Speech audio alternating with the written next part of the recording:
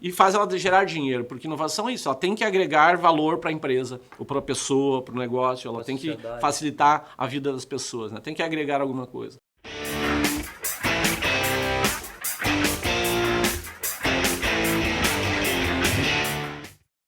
E aí, jovem? E aí, meu querido? Beleza? Beleza, e você? Tranquilaço. Mais um dia, então? Dá-lhe mais um episódio Mais de uma Gestão em gravação. Minutos.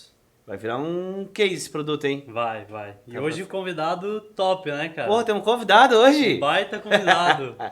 Gente, hoje o Robson Klein, né, o presidente da Cigan, da empresa que a gente atua. A ideia é bater um papo, claro, nada mais justo do que o primeiro podcast com convidado ser o Robson, né, cara? Nada mais justo. Tem que ser o CEO da parada toda, né? Top, gente. Muito legal. Satisfação. Muito bom estar aí junto com vocês e participar desse evento, né? Porque O pessoal tá se movimentando, tá gostando. bastante coisa, né? Tá Bastante gostando. movimentação. Legal, muito bom. Parabéns aí. Show. Massa. Muito bom estar aí pra trocar essa ideia junto. Mas, Robson, vamos lá. Vamos começar do começo. Cara, Cigan, 36 anos aí, vai fazer esse ano de empresa. Como é que começou? Você tinha paixão por tecnologia? Não? Da onde que surgiu tudo isso? Conta um pouquinho pra gente aí. É uma boa história, né? É longa, né? Mas eu acho que eu sempre fui muito curioso, né? Desde muito jovem, acho que lá nos 14, 15 anos eu já mexia com eletrônica, o que tinha na época, né? Não vou falar muito desses... Mas assim, tudo é novidade, né? Eu era daquele tipo de desmontar tudo para ver como funcionava por dentro, né? Não bastava ver funcionando, eu queria saber como, né? E essa curiosidade, aí eu fazia um curso de eletrônica, né? Eletrotécnica na época. E aí lá eu conheci um negócio chamado computador.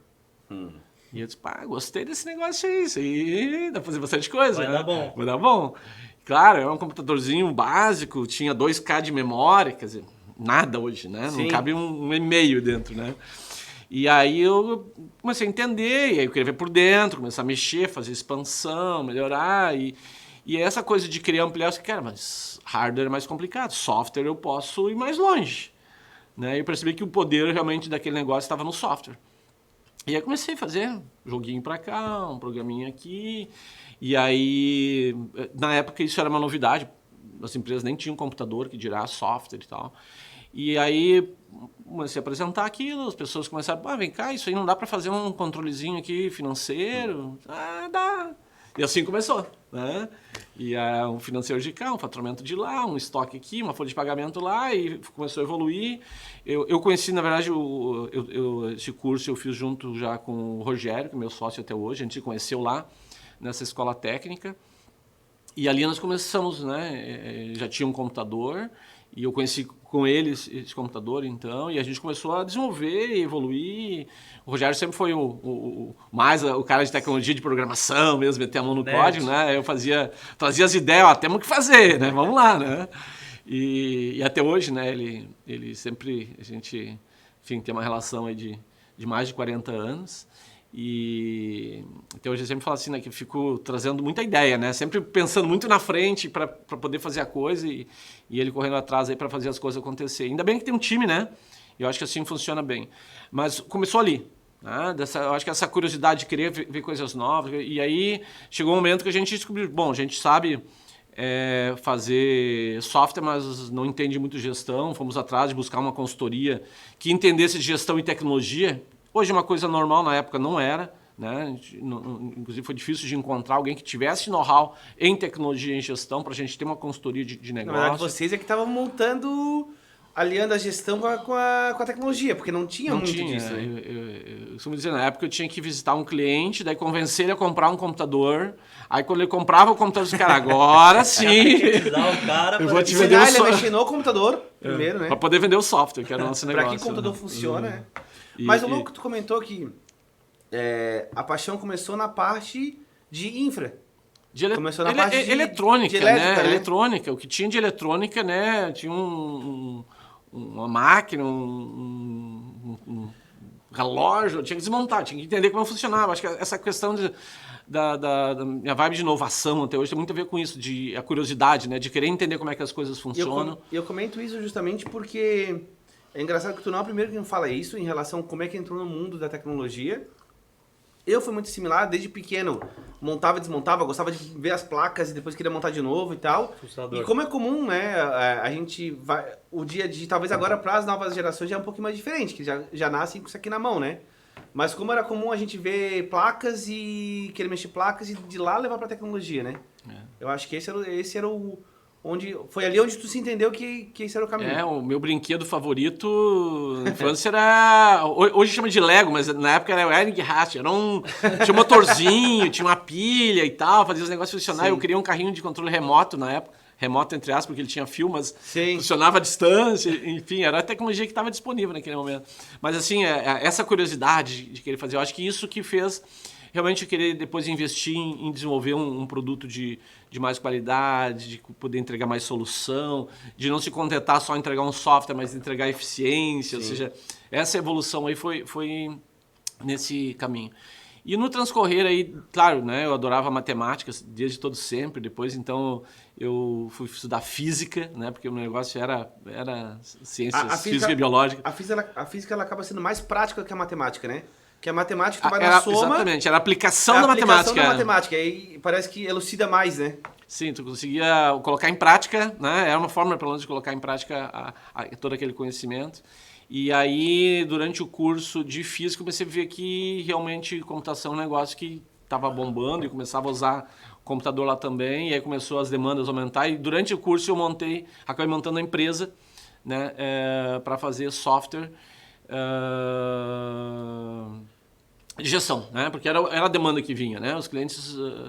E nesse meio tempo, quando eu saí do curso técnico e entrar no curso de física, tem um programa da escola técnica, a escola de segundo grau hoje, né? Que era uma empresa de robótica. Então eu fui trabalhar nessa empresa para desenvolver robôs de automação industrial e eu acabei parando na área de software, né? Eu já trabalhei junto com a engenharia. Sim. Então eu tive uma bela experiência, assim, era uma empresa que investia muito nessa coisa, então trazia muita tecnologia de fora, né?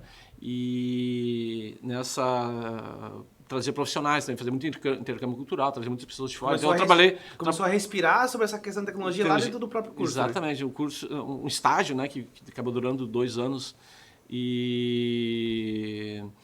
Então eu trabalhei com gente da Holanda, da Dinamarca, Tchecoslováquia, Argentina, Portugal, enfim, de todo lugar, né? Tinham pessoas, então tinha muito conteúdo, muita informação, porque hoje... A informação não chegava tão rápido. Exatamente, né? Captou bem. Hoje eu vou na internet e eu descubro tudo. Sim. Mas na época não tinha isso. No máximo a gente tinha acesso a alguma... Né? Eu tinha assinatura de revista americana... Com 16 anos eu assinava uma Byte, que era uma revista que falava sobre tecnologia, né? Tu já era um nerd, né, Robson? Já era o nerd da galera. Mas é normal e é engraçado, porque hoje o nerd, ele é um elogio, né? Fala pra essa galerinha de mais nova, não, eu sou nerd, não sei o quê, eu sou da tecnologia. Um tempo atrás na minha era época bullying, já né? não, Agora já é... Antigamente eu sofri o bullying na época, né? Tinha, o nerd é o cara que lia o gibi, o cara que gostava de tecnologia. Exatamente. E hoje em dia já virou bom ser nerd. Né? Tinha... né, o hobby dos meus amigos era jogar futebol, o meu era ler, né, livro, né? Então, assim, esse cara é louco, sei lá, né? Sim. Né, não tinha... E claro que... tinha assinatura de um monte de revista, aquela coisa. Era meu hobby, enfim, né? Cada um tinha assinava revista americana naquela época para chegar para poder conseguir ter informação, né, das coisas, porque era no Brasil, na época, não podia comprar computador estrangeiro, não podia importar computador. Então tinha pouca tecnologia disponível, não tinha informação. Então poder, né, saber o que estava acontecendo no mundo sobre tecnologia tinha que ser revista, no caso americana na época, né, de estrangeiro, enfim. E aí, essa, né, de conseguir entender a tecnologia, enxergar um pouco mais o que está acontecendo, qual vai ser o futuro. Porque teve momentos que eu comecei a estudar assim, hardware e software. Né? Qual que é a tendência? Porque eu, como tinha feito curso de eletrônica, tinha um braço de digital ali forte na eletrônica, né? Mas, de fato, assim, o software... E hoje está comprovado, né? Hoje o software é o que está dominando o mundo, né? Tudo virou software, né? Não tem mais limite, né? A tecnologia ela vai depender Depende, inclusive, de uma evolução técnica disso aqui ser melhor, né? O software não, o software depende da criatividade. Eu lembro de um professor que dizia, assim, que quase limites do software. O software é que nem gás, ele se expande até ocupar todo o espaço disponível, né? E é o que a gente vê, né? Tu tinha um celular de 10K, depois 1 mega, 10 mega, tem 128 mega e não chega mais, né? O limite é a capacidade nossa de usar mesmo. E eu acho que isso foi uma evolução muito legal na história da empresa, porque a gente começou com uma tecnologia, desenvolver software. Então, quando eu aprendi lá na escola técnica, depois na faculdade, eu aprendi C, né? Comecei com linguagem de máquina, porque era com um computador de 2K, tu tinha que explorar ao máximo. Então, linguagem de máquina era o que cabia. Naquela época, tu nem guardava em memória, né? Tu tinha que usar, e processar e descartar aquela memória. Muitas vezes eu passava 3 horas digitando o joguinho para jogar meia hora e aí descartava. Mas o barato era fazer, né? Sim. Tentava gravar em fita cassete, às vezes dava certo, às vezes não. Né? Depois com disquete, que é um troço também que funcionava às vezes. Porque era uma gravação em fita, então fazer uma gambiarra lá pra gravar na fita. E qualquer probleminha na variação da energia elétrica, pronto. Já gravava 2, 3 vezes, já sabendo que ia dar problema. Então, e isso evoluiu muito, né? E quando a gente começou a trabalhar, então, mais profissionalmente, abrir empresa, buscar uma linguagem, já tinha que ter um computador com um disco rígido, né? Com um disquete, tinha que ter sistemas de backup, ou seja, começa, né, a avançar um pouco mais a coisa. A gente trabalhou com uma linguagem de banco de dados, então, que na época era o que tinha de melhor, que era o Clipper, né? Que era o que todo mundo usou daquela época. Falando lá da 80, sim, 90. Todo mundo dessa fonte aí. Foi logo... Porque começou ali na linha que fala o COBOL, aquelas linguagens mais antigas. Depois deu o DB2, o Clipper, que era o DBase, que era o banco de dados e tal. E eu sei que a gente começou então em 86, por aí, a fazer software para a empresa e tal. E quando chegou em 90, 4 anos depois, essa tecnologia não estava mais evoluindo, ou seja, já começava a dar problema, porque tinha computadores novos, tinha operacional novo, tinha um negócio que alguns falavam que ia bombar, outros que não, que era um tal de Windows, e depois veio um tal de OS2, aí tinha falado de um banco Oracle, e aí, enfim, na época tudo era novo, ninguém sabia o que ia dominar o mercado de fato, mas o fato é que aquela linguagem que a gente usava não acessava nenhuma dessas novas tecnologias, nem rodava em Windows, nem acessava outro banco de dados e tal. E a própria ferramenta não evoluiu, já não rodava mais, já estourava a memória do computador, não se comportava bem com... Só na instalação do sistema operacional já matava... O computador tinha 640... K? Acho que era K. Nossa, era tão pouco, era K. Tem que ficar pensando, será que era K mesmo? Não, a foto, mas uma foto do celular hoje tem... Sei lá quantos 3 mega, mínimo, né? E, bom, enfim, começou a ficar limitado e tal. Cara, nós temos que buscar uma ferramenta... Primeiro que assim, né, a empresa estava começando, 4 anos de empresa, tem que jogar tudo fora para começar de novo, uma nova ferramenta. Então tem que ser alguma coisa muito rápida. E tinha que permitir evoluir nessas novas tecnologias e principalmente garantir que nunca mais eu teria que reescrever tudo de novo. Sim. Essa era uma premissa assim, básica da evolução. Isso foi lá em 90. E aí, para encontrar uma ferramenta nova... Isso já tinha empresa rodando, clientes, já tinha uma... O Clipper, sim, a gente já tinha... Empresa, né? A empresa começou eu e o Rogério. Na verdade, sim, a Cigana, na verdade, foi minha terceira empresa, né? A primeira empresa era uma empresa de Primeira de verdade que a gente fez foi uma empresa de cursinhos de informática. Nós ensinava... o pessoal programar, usar o computador. Né? Era um brinquedo, a gente estava na escola ainda, trabalhava às vezes e tal, mas tinha uns quantos sócios e tal, e aí chegou um momento que isso não deu mais certo, aí nós começamos a trabalhar com eletrônica, montar uma segunda empresa de painel eletrônico, né? Então tinha eletrônica e tinha... montava os painéis. Tinha painéis, e aí a gente contratou ali, fez um projeto, fizemos financiamento do FINEP. Isso moleque, agora é bem moleque. Tinha 18 anos, 19 anos. O Rogério é um ano mais novo, né? Ele não tinha idade para abrir empresa, ele tem que fazer declaração de independência para poder abrir a empresa, emancipar para poder abrir a empresa. E ali a gente contratou alguns professores da URGS lá para ajudar, fazendo professor então de eletrônica, e que fez uma consultoria para nós para ajudar a montar o hardware, da área de software, de CAD, para poder, porque a gente tinha que escrever um CAD para poder fazer as imagens para rodar no painel e tal. Então a gente aprendeu muito ali naquele período. Desenvolvendo que na época não tinha software de CAD ainda naquela época. Não acessível, disponível e com a resolução de um painel que era limitada e Sim. tal. Então tinha uma série de percalços aí para serem vencidos. Mas foi um projeto muito legal, uma solução que a gente vendeu para o Brasil inteiro, vendeu solução para o Uruguai, Caraca. São Paulo, acho que a gente chegou a ter aí 30 painéis distribuídos aí no país, né? E aquilo foi o primeiro start, a gente teve muito know-how de software. Gostei dessa brincadeira. E a gente acabou porque queria se dedicar ao software. Vamos para o software e vendemos essa empresa.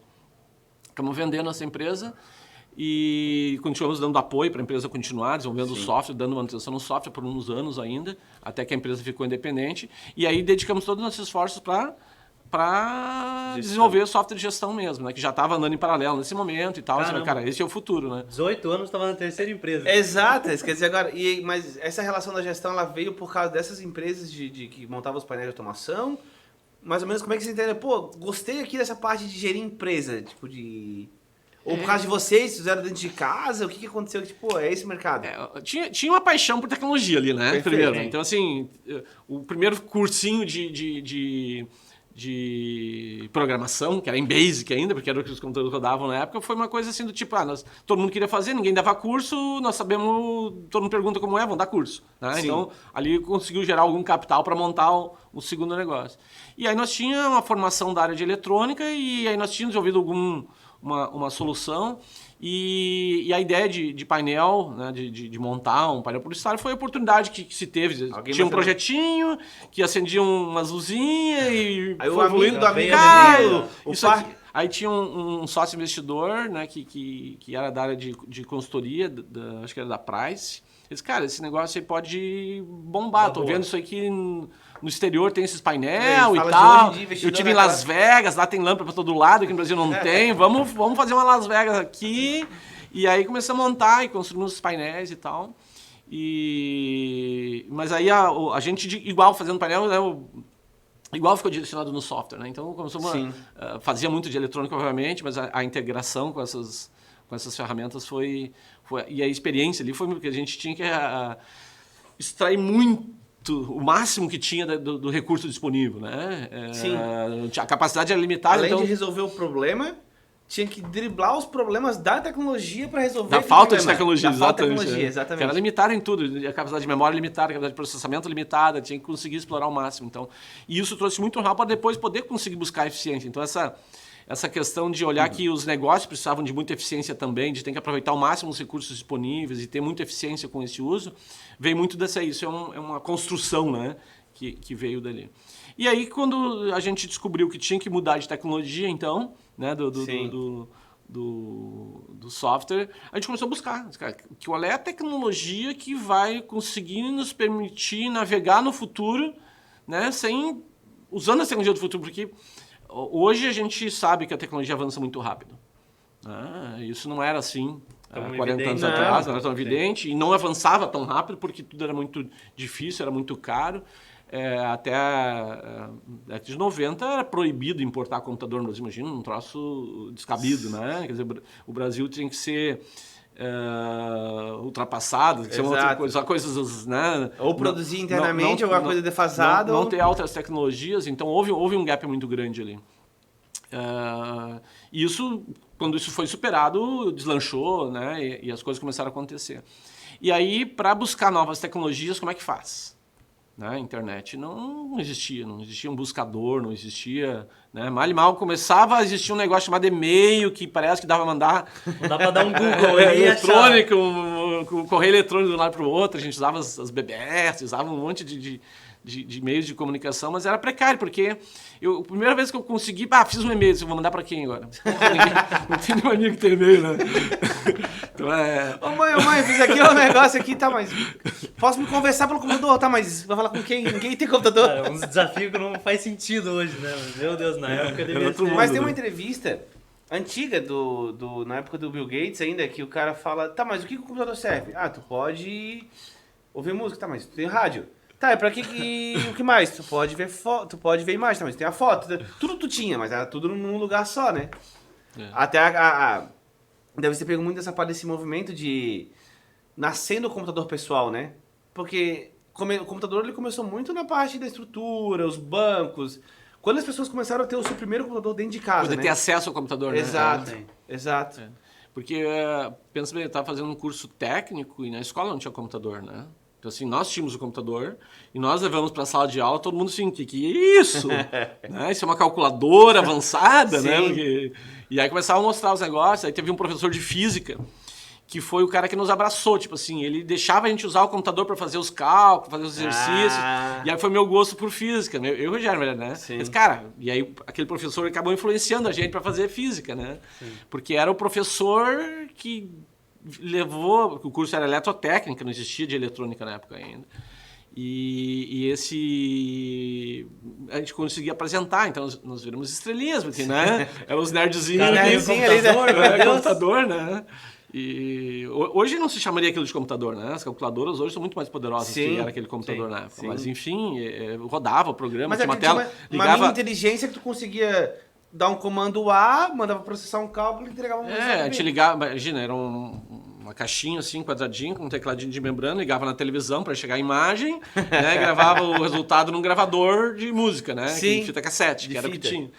Porque era caro os negócios, então era o que dava para fazer com a tecnologia que a gente tinha acesso naquele momento. E tudo isso, a gente fazia mágica lá, né? A gente Sim. fazia jogos que eram um quadradinho andando para um lado e para o outro, né? Então, assim, quem viveu essa época aí sabe bem como é que era aquilo, né? Se comprava um videogame que tinha uma barrinha para baixo Sim. e para cima, do lado para o outro, e uma bolinha andando, que Isso. não era bolinha, que era um quadradinho, mas Sim. enfim. Era o Atari, que foi os primeiros Hoje eu joguinhos olho que esses jogos aí com realidade virtual, parece uma pessoa outro lá, mundo. nossa, assim, né? É louco, né? Muito poder computacional aí, né? Então tinha muita coisa, muita ideia boa lá. Para você ter uma ideia, a gente se formou em 86 na escola técnica, né? Que era segundo grau. O nosso projeto, que era o projeto de conclusão do curso, tinha que apresentar um projeto. E a gente, eu e o Rogério, mais um colega, apresentamos um projeto que chamava-se Controc. Era eu, Rogério Galo. E aí, em conjunto, desenvolvemos um projeto que era um hardware que ligava no computador, porque a gente tinha que entregar um hardware, era o curso de eletrônica, Sim. que ele comunicava com cargas elétricas. Então, eu tinha um software, né, que acionava esse hardware para ligar. Então, Acendia uma lâmpada. exatamente. Acendia a lâmpada, ligava o motor, né, e a gente fez isso com comandos vocais. Caramba. Então, a gente falava um comando, né? E ele fazia acionar a carga elétrica lá. E aí a gente ligou então relé na ponta lá uma lâmpada e um motor, né? Então tinha lâmpada 1, lâmpada 2, Alex motor 1, tem motor inveja 2. hoje. Na época era um must, certeza que. Imagina! E pra pra descrever época assim, esse foi nossa, comando tinha o de primeiro lugar da microfone, feira, bombou. de toda a feira e tal. Então eu não queria ver o negócio Sim. funcionando, né? E o projeto era, né, o controlador de cargas com comandos vocais. E então, o computador tinha com expansão de mais de 16K de memória. Então, assim, para o que dava para fazer na época, era esses comandos. Liga, ele desliga, ele nem gravava motor a tua 1. voz. Se ele salvasse memória, ele Não cabe, claro que não cabe, né? A gente tinha que, tipo assim, interpretava a voz, fazia uma compactação daquele comando, e aí já, isso aqui deu um código tal, qual é o código que responde Sim. agora? Então, não reconhecia qualquer voz, tinha que ser uma das nossas vozes, Sim. e eram comandos limitados, não era um vocabulário, Sei. né? A demonstração era sempre liga, desliga, motor 1. Né? Então, assim, Sim. porque não tinha onde guardar liga, motor 1. É liga ou desliga, tá? É lâmpada ou é motor? Sim. É 1 ou é 2, né? Então, mas rodou e funcionou e tal. Então, assim, claro que hoje, né, a gente ainda usa inteligência, né? Os assistentes pessoais Sim. para falar. E hoje ainda isso é uma coisa que funciona razoável. Sim. Né? Ainda tem suas de vez em falhas, quando, né? de vez em quando a gente, né, faz alguma coisa, não acontece o que a gente quer. Ainda não é a inteligência artificial lá do Tony Stark conversando com elas. Não, Siri, que dia é hoje? É, né? 11 horas. Não, lá não é isso. eu tenho o Google Home em casa, primeira versão, né, do assistente. Cara, acho que eu comprei acho que foi 2012, já faz 10 anos. Eu acho que foi quando foi lançado. Se eu estava Sim. nos Estados Unidos, lançaram o negócio, comando vocal, eu quero esse negócio. Claro, né? eu lembro. E até hoje, né, eu uso lá em casa para se ligar lâmpada, ligar ar-condicionado, ligar televisão, aumentar volume, limpar a casa, tudo, Sim. tem tudo, adoro esses negócios, Sim. né? Tudo automatizado. Mas, de fato, assim, a evolução, né? Se olhar que isso faz 30 e tantos anos, como a gente fala, a tecnologia evoluiu muito, mas tem certas coisas que o gargalo continua na interface humana, né? Eu ia falar isso agora, que a gente olha, nossa, quanto a gente evoluiu. Mas, ao mesmo tempo, muita coisa muda, mas muita coisa é continuidade, pequenas continuidades do que já foi feito, né? Não, é difícil a hora que vem um boom, como veio um smartphone, que daí mudou. Esses são marcos, né? Sim. Eu queria muito que na época que a gente criou esse, né, reconhecedor de comandos vocais para acionar, né, recursos, que é o que a gente faz hoje, né? Né, limpar a casa, né? Tem um Wi-Fi, eu falo, entende, liga lá o Wi-Fi, aciona o aspirador lá, que essa foi aquela ideia lá de 86. Exato. Na época não existia esse conceito de startup, né? Que alguém vem, põe grana para fazer aquele negócio. Podia ter nascido no Brasil. Podia ter sido o primeiro unicórnio. Podia ter sido, né? Claro que isso tudo evoluiu muito, porque a tecnologia hoje permite, né? Sim. Na época eu disse assim, eu quero para poder fazer isso rodar, eu preciso de um computador com tantos gigas de memória, com tanto não sei o que, para pôr dentro das casas, era inviável. Sim. Era uma ideia muito avançada para a época. Sim. Porque o não timing tinha... não ia bater, ia morrer, já era né? feita a tecnologia sabendo que não era para aquele momento, né? Era uma Mas coisa acho que para automação industrial na época, era pensado. Porque quem que tinha computador? Eram as indústrias, né? Eram as empresas que eu estava comentando. Exatamente. Porque quem tinha tu justificar que tu ia fazer um comando, um computador para alguma coisa para dentro de casa, não fazia sentido. Ninguém tinha. Quem fazia isso...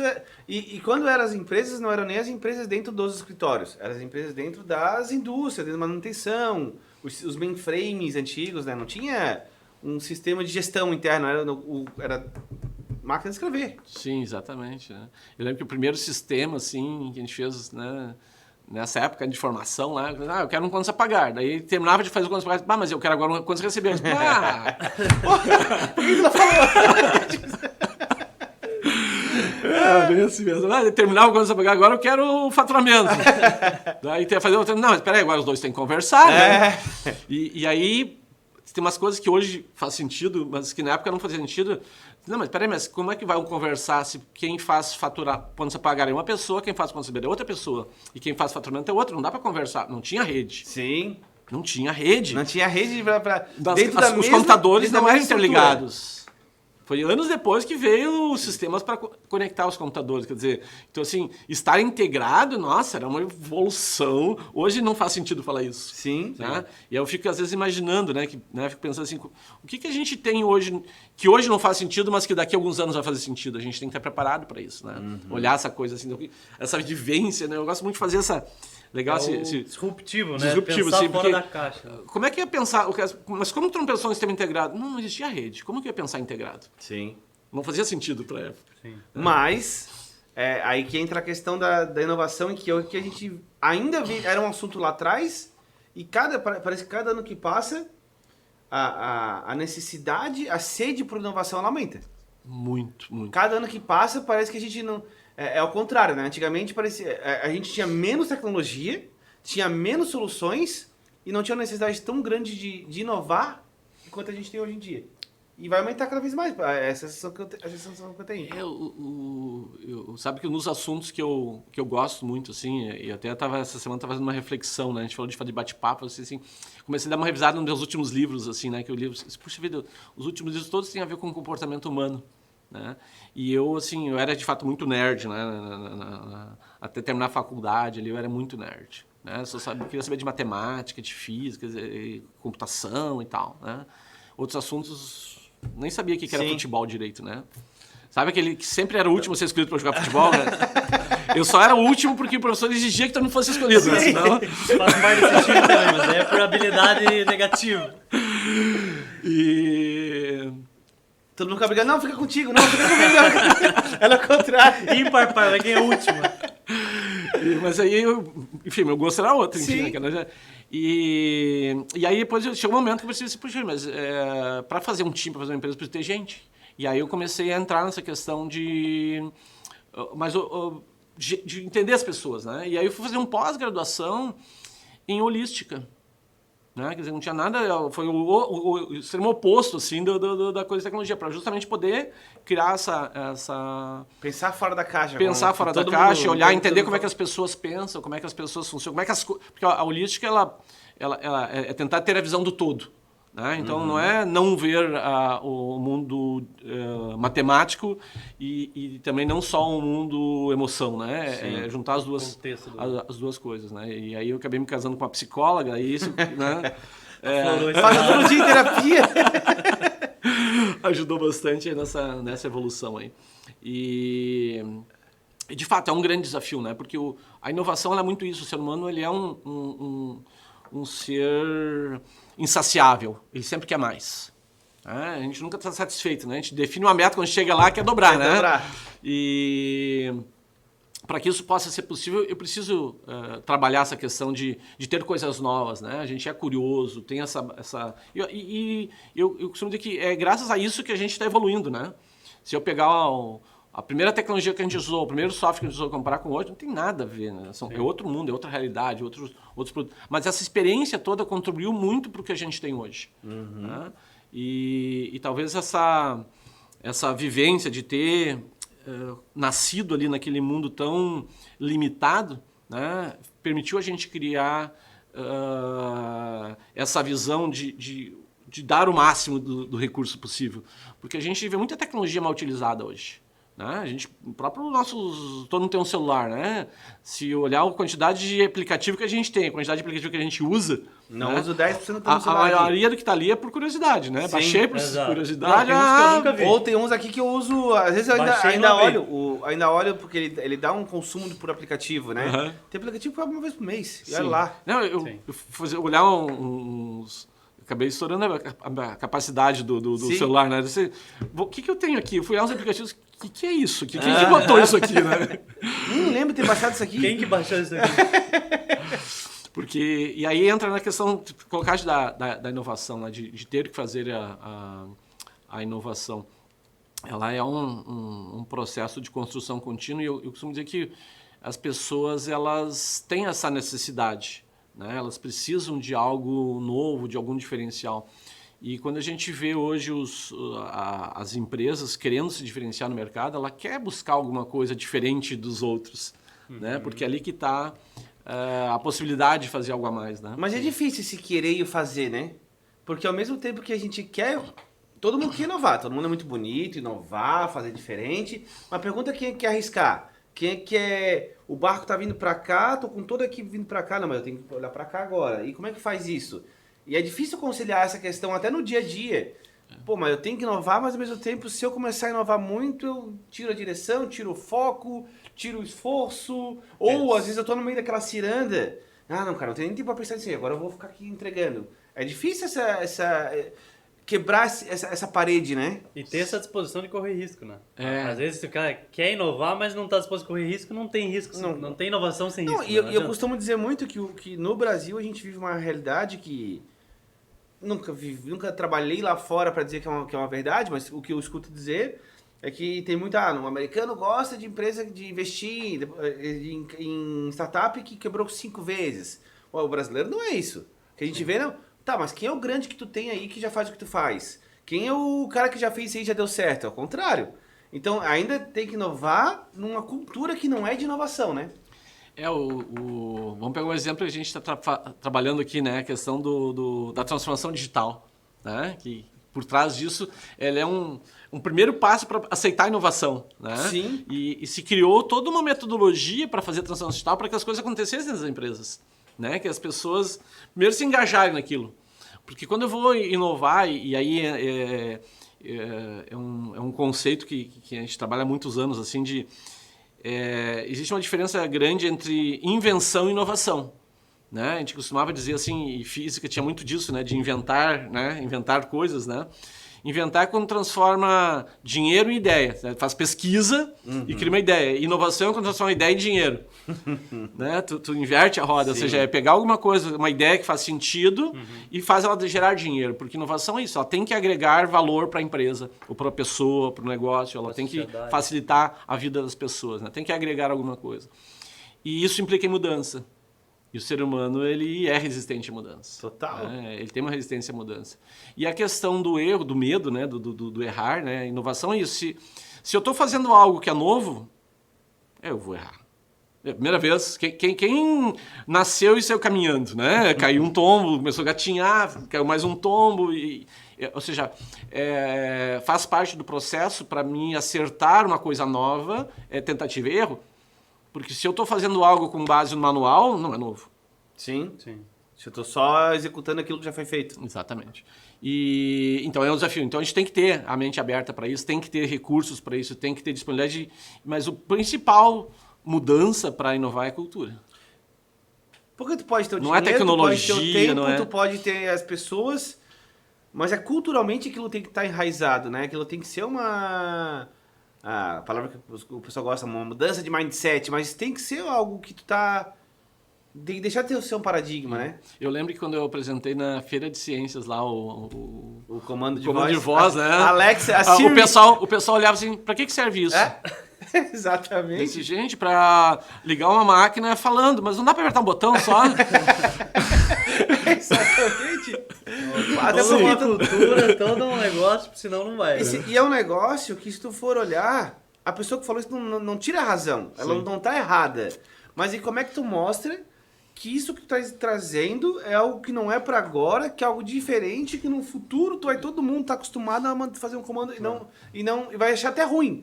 Hoje em dia as pessoas acham ruim pegar o controle. Antigamente, na década de 90, ninguém se via levantando a bunda do sofá e mexendo Não, na TV. eu era o controle remoto. Então, o pai dizia, filho, muda o canal, mas isso aumenta o volume. Isso ali nos 70, 80, né? Chegou 90, 2000, já era controle remoto, as pessoas achavam um absurdo ter que levantar para ligar a TV. Hoje em dia, eu quero tirar o celular do bolso, quero dar um comando, a Alexa trabalha, e assim vai. Eu quero né? falar com a televisão, eu falo com a televisão Exato, hoje, né? Muda. exato. Mas acho que uma coisa que acelera é os desafios que você vai ter no caminho. Por exemplo, vamos pegar, o Robson estava falando de transformação digital.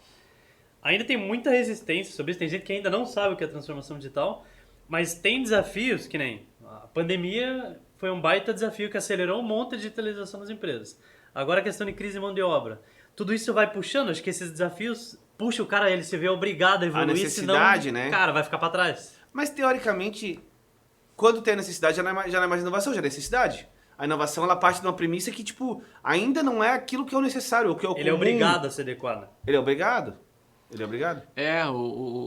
Uma coisa é tu inovar e outra coisa é a aceitação da inovação, né? Isso. Quando criaram o primeiro celular, cara, por que eu preciso desse troço aí, né? Se eu ligo de casa. Já tem, não, nem quero que me achem na rua. Nem quero, eu quero estar na rua, eu quero estar na rua. Hoje ninguém mais quer saber de telefone fixo, Exato. né? Sim. Faz muitos anos que não tem telefone fixo, né? Eu acho que quando a gente fala de inovação, muita gente liga isso muito à tecnologia. Né? E não é só a tecnologia, a gente teve muitas inovações, né? A roda, né? A roda foi uma das maiores inovações do planeta, né? Sim. O domínio do fogo, né? A eletricidade, motor, então aquilo que aconteceu e a gente tem muita inovação de processo, né? Hoje a educação, né? Quando a gente fala de educação das crianças, né? Ligada à tecnologia, né? Como conviver com as redes sociais, né? E não ser dominado pelas redes sociais.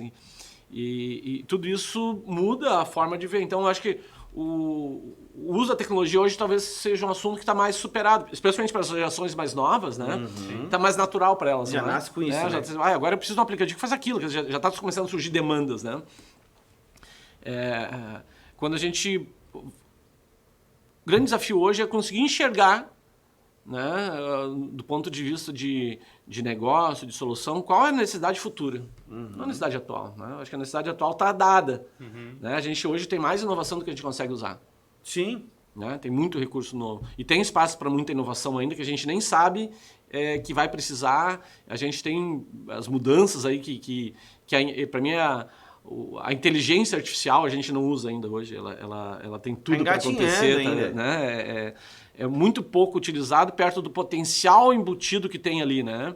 E, de novo, é uma limitação como a gente tinha no passado, lá, de recursos, de capacidade, né? Talvez quando tiver, de fato, um computador quântico aí, a inteligência artificial de uma velocidade tão absurda, rápida exatamente, consiga realmente fazer algo mais próximo da inteligência humana, porque hoje ela ainda é muito um bate-papo, muito longe. É uma pergunta e resposta, basicamente, né? Não, é nada mais do que Hoje a inteligência artificial, na verdade, estão tentando fazer com que ela aprenda, né?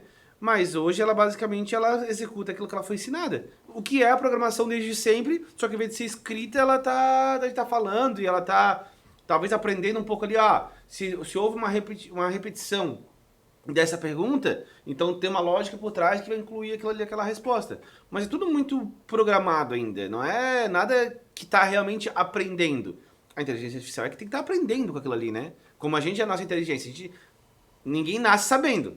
A ideia é essa, a inteligência artificial é um livro em branco e o computador vai ter que aprender. Não a gente ficar ensinando ele o comando que ele tem que fazer, né? O meu sonho é esse, joga o manual do Cigan e os documentos lá dentro e ele responde, né?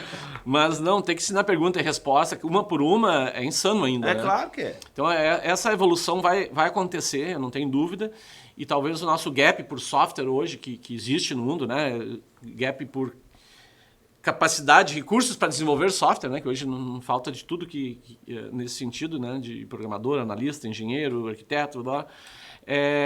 Eu acho que a inteligência artificial vai dar esse salto aí, né? Ela vai acabar evoluindo, talvez por necessidade, como a gente falou, né? Muitas vezes é a necessidade que... Como é que eu costumo dizer? A necessidade é a mãe da invenção, né? Tu acaba criando, né? Alguma coisa diferente, nova, para poder superar isso. Mas a gente vai ter um belo salto aí. Vai levar alguns anos ainda, com certeza. Vai. Né? Vai. Mas vai, né? Você tem a dor, você acaba achando meios para se livrar disso. Eu tenho um pouco da história aí que eu acho que é legal, assim, porque a gente, quando eu criei lá o controlador de comandos vocais, né? Controlador de cargas, comandos vocais, eu não imaginava que aquilo era inovação.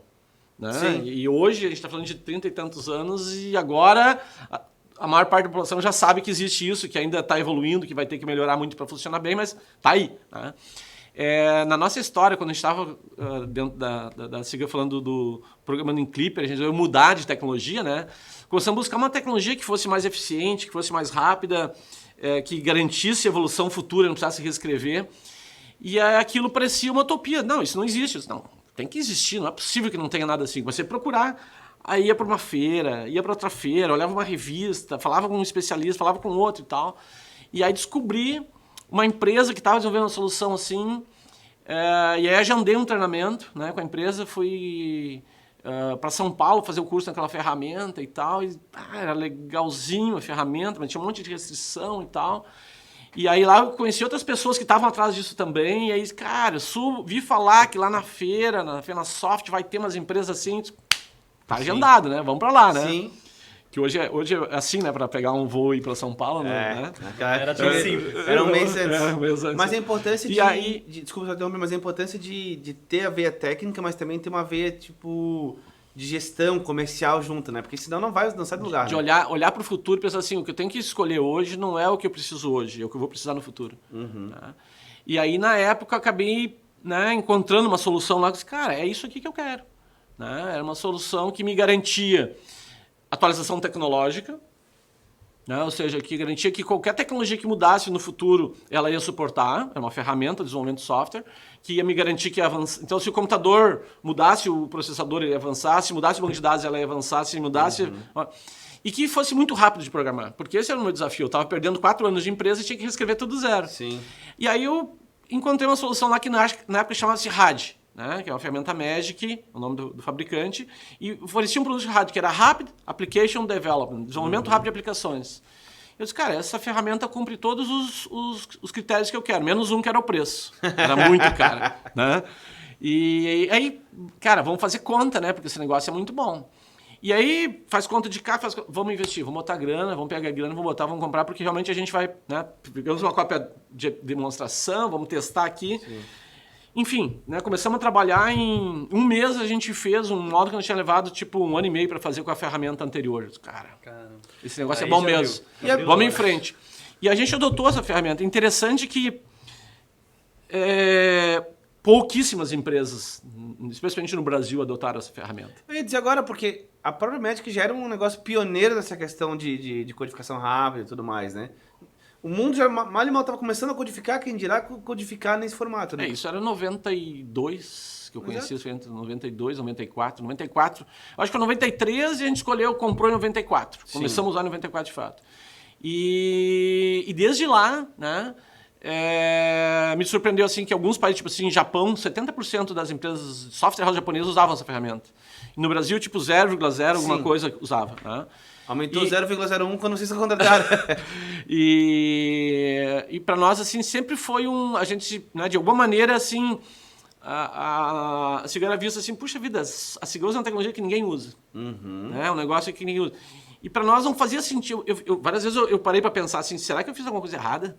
Né? Porque assim, para mim não faz sentido não usar uma ferramenta que me dá mais produtividade, que me garante evolução futura tecnológica, que eu consigo entregar mais eficiência com menos tempo.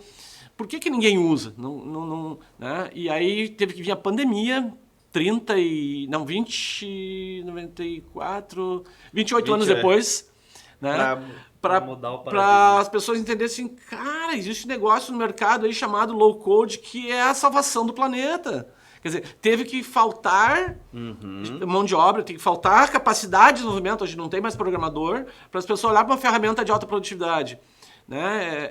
E recentemente tive Aqui a gente falou, né? Tem a inovação e tem a demanda vindo para acelerar isso, né? Mas aquilo, na época, era uma inovação. Né? Não se chamava inovação, porque a palavra inovação não Sim. era tão na moda. Sim. Mas hoje, para mim, assim, um exemplo muito claro. Cara, foi uma inovação que a gente fez em 94, que eu tô colhendo os frutos agora, 30 em anos 2022. Né? E, qual é o valor da inovação? Cara, a gente nunca sabe qual é o valor. Hoje tem um valor extremo. Né? Porque não tem nenhum concorrente usando essa tecnologia, ninguém que desenvolve software de gestão que desenvolveu em low code, quer dizer que nós vamos ter como diferencial exclusivo poder continuar evoluindo com as novas tecnologias, poder usar as novas tecnologias, poder dar manutenção em low code de uma ferramenta de 30 anos E construída. às vezes não é só quanto ao valor, às vezes também é quanto ao custo disso tudo. Porque por mais que internamente e o entendimento foi esse, o foco era a inovação, do outro lado tem uma questão que tem um mercado, tem um público já pré-acostumado, tem um discurso já sendo vendido no mercado e já catequizado de um jeito, tá indo totalmente contra aquela onda daquele discurso. A gente sabe que já tinha as tecnologias web, que já estavam lá, o Java e as outras linguagens que estavam num hype, numa onda. A Cigan não estava nessa onda. Então, tipo, e a gente foi massacrado por causa disso. Eu peguei muito dessa parte. E aí tu tem que segurar aquilo ali a duras penas e acreditar sem saber se vai virar, né? Mas aí a gente volta em disrupção, né? Porque agora faz sentido, tá fazendo sentido para todo mundo. Cara, low code, pô, eu vou codificar mais rápido, com menos custo, com menos mão de obra. Mas assim, lá atrás, podia até fazer sentido o princípio, cara. Uma ferramenta Sim, mais produtiva. só que tu não tava na Mas onda. ninguém usava, era contra Exato. o mercado, era contra todo mundo. Era caro, era de Exato. fora. Aí Enfim, entra a questão da cultura. disrupção. Tipo, aí entra a questão da cultura, né? Tá, mas quem mais fez igual te deu certo? Exato. Isso não é inovar. Se alguém já fez, não é novo. Sim. Né? Então... Então isso liga muito com o que a gente estava falando, né? Da questão de aceitar as mudanças, aceitar que pode ser diferente do que a gente tem hoje, né? Sim. E hoje eu tô pensando assim, cara, isso já foi, agora eu tô pensando na próxima, né? O que vai ser daqui a mais... Confesso, na época eu jamais imaginei que ia levar 30 anos para a ficha cair, né? Esses tempos, agora que entrou na moda low code, todo mundo quer low Sim. code, né? Eu acho que eu fiz umas 6 entrevistas esse ano já sobre low code. Um dos repórteres me perguntou assim, como é que tu teve uma visão tão futurística lá em Ah, deixa eu tirar a bola de cristal 94? aqui que eu tenho. Eu falei assim, não tive visão visionária nenhuma para mim. A pergunta, né? Porque a pergunta é assim, como é que tu fez a visão, né? De escolher isso tantos anos antes e tal, que uma ferramenta tão produtiva e tal. Eu falei, a pergunta devia ser para os outros, porque eu não sei responder.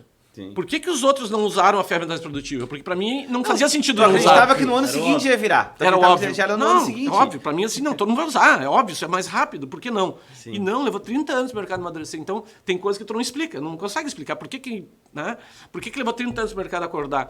E dá para dar vários exemplos disso, né? De tecnologias e algumas que morreram antes que não persistiram suficientemente, né? A gente diz assim, né? Se não deu certo é porque ainda não chegou ao fim, né? Sim. É ser persistente, é continuar, é acreditar realmente naquilo e, claro, constantemente medir para ver se faz sentido, né? Tem que estar avaliando, né? Porque realmente tem algumas... Ninguém acerta todas e teve algumas ideias que não deram certo e outras tantas que deram certo, né? Pode perguntar, Fábio. Mas agora que você deu essa deixa aí, o que você está imaginando para o futuro? Eu vou aprimorar a tua pergunta, então. Além disso, que está imaginando para o futuro, falando em termos de mercado, né? Falando da tecnologia de um modo geral, hoje o hype do assunto é metaverso. metaverso, blockchain, NFT, por aí vai. Linkando com essa pergunta do Antônio, o que tu acha do futuro e em relação a essas tecnologias? Boa, né? Quando a gente fala que faltam recursos, né, para o mundo atual, e aí vão criar um mundo paralelo agora que é o metaverso, cara, vai ter que dobrar os recursos que não tem, né? Vão ter que dar um jeito, e né? esses recursos que dependem do recurso da vida real ainda. Exatamente. Então, assim, vai ter que haver uma mudança grande aí. Então, eu acho que a viabilidade disso, né, ela passa por limitação. E, assim, a limitação não é questão de tamanho de empresa ou capacidade, porque a gente está falando das maiores empresas do planeta, né, que tem capacidade de fazer isso, mas os recursos eles são limitados para todos, né? Se tem uma empresa que precisa de 10, outra precisa de 30 e todo tipo de tecnologia que está envolvido ali, as máquinas, as pessoas, as ferramentas, a demanda só aumenta à medida que aumenta o negócio. Então, quando a gente fala de criar um mundo paralelo, eu acho que blockchain é um assunto morto já, para mim, assim, ele morto no sentido assim, já é realidade. É realidade. Não é inovação mais. Não é inovação mais, né? Tá consolidada, vai só crescer o uso daqui para frente, né? Metaverso é um negócio novo do ponto de vista desse conceito de metaverso, mas é um negócio antigo. Eu usei Second Life. Exatamente. Cara, isso tem mais de 10 anos. Mais, fácil, uns 15, fácil. Né? E, assim, era legal. Qual era a limitação na época? Recursos. Sim. Os recursos disponíveis na época não davam a realidade suficiente.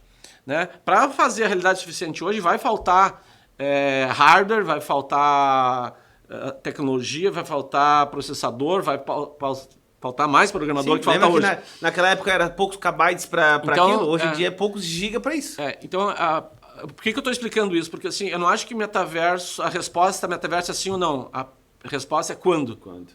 Eu acho que é só uma questão de tempo. Sim. Vai demorar mais tempo do que está sendo anunciado hoje.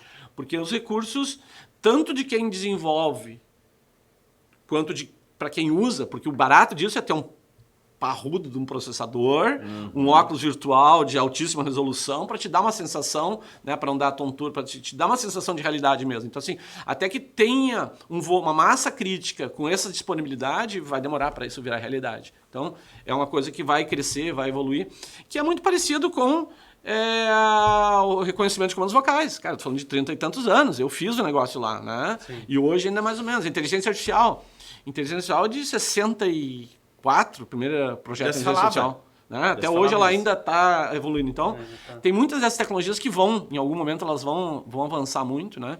Mas eu acho que o nosso próximo passo dentro do nosso negócio, que é a gestão, a gente trabalha hoje já há 30 anos, então, né, com uma ferramenta low code, né? Hoje nós temos um produto, e aí é uma vibe que o mercado tem que se preparar para isso, mas hoje nós temos uma solução com low code, nós temos uma solução que é no code, é sem código, então isso já é uma realidade. É uma realidade do ponto de vista que eu tenho uma solução pronta no code. Não é realidade porque o mercado ainda não reconhece a importância disso. Espero que não leve 30 anos para o mercado perceber que o nosso diferencial é ter uma solução no code, né? Mas o futuro disso para mim, o RP não vai mais ter usuário. Ele vai ser um assistente. Então ele não vai ser nem low code nem no code. Ele vai ser natural, linguagem natural. Eu vou conversar com ele, ou melhor, ele vai conversar comigo, né? Se eu precisar interagir alguma coisa, é o computador que vai me acionar. Então ele vai ser meu assistente, ele vai estar sempre ligado, fazendo todo o processamento automático da empresa, porque se a gente olhar hoje quase tudo automatizado, né? A parte de entrada de pedido pode ser via um portal, a parte de validação já é automática, o recebimento é automático. O que precisa ainda em alguns processos de pessoas para manipular os produtos, né? Físicos. Mas já tem um robô para isso também, é só uma questão de tempo para ter robô para tudo. Sim. Então a tendência é que eu passe a ser um gestor focado no resultado do meu negócio e que tenha um computador lá, uma infraestrutura de tecnologia que está avaliando tudo que está acontecendo e se tiver uma exceção que precisa da inteligência humana acionar. Robinson, aqui tem... Cara, não sei o que fazer com essa informação aqui, né? As vendas na região tal estão aumentando acima da minha capacidade produtiva. O que eu faço? Reduz as vendas, aumenta a capacidade, mas eu preciso de... Sim, Se a resposta for muito complexa, vai acionar um gestor ou um humano da operação da empresa para tomar aquela decisão, que eu acho que isso é uma coisa ainda que o computador, né?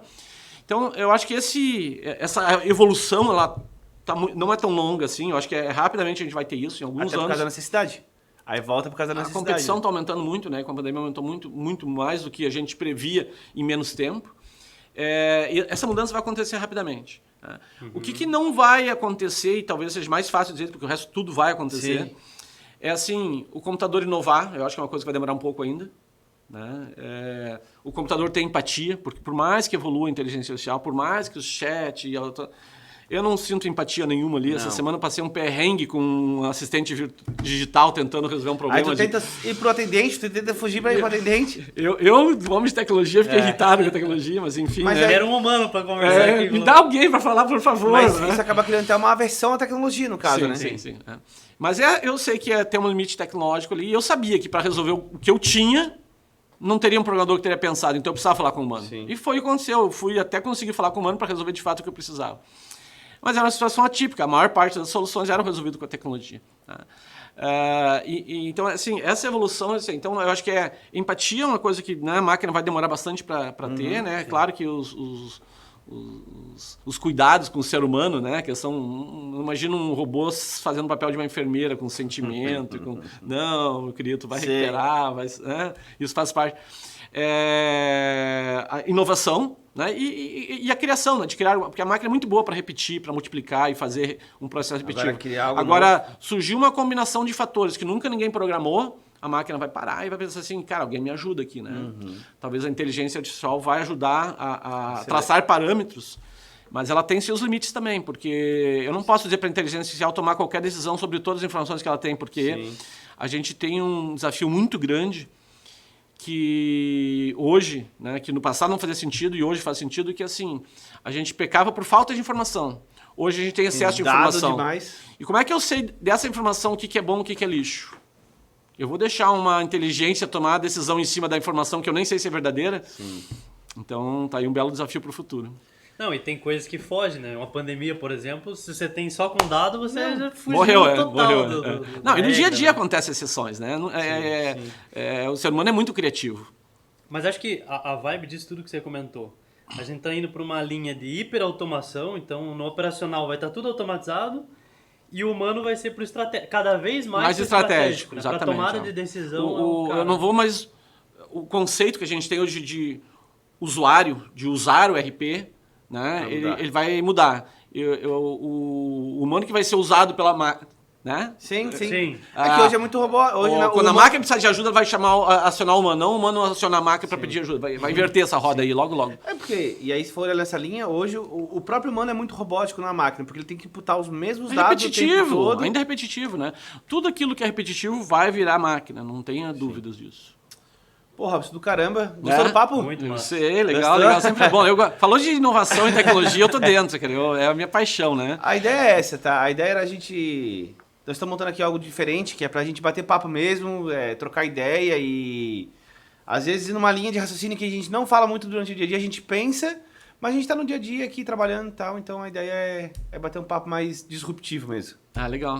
Eu tenho umas experiências legais na área de inovação, acho que fui empreendedor aí também na área de...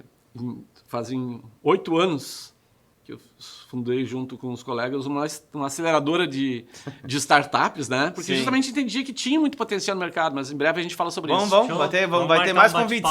Tá bom. Vai ter mais programas, então? Vai, claro. Então fechou, combinado. Doutor, Valeu. Robinson. Valeu, Robson. Valeu pelo papo. Abraço. Valeu mais. Obrigadão, gente. Abraço. Valeu. Top. Tchau.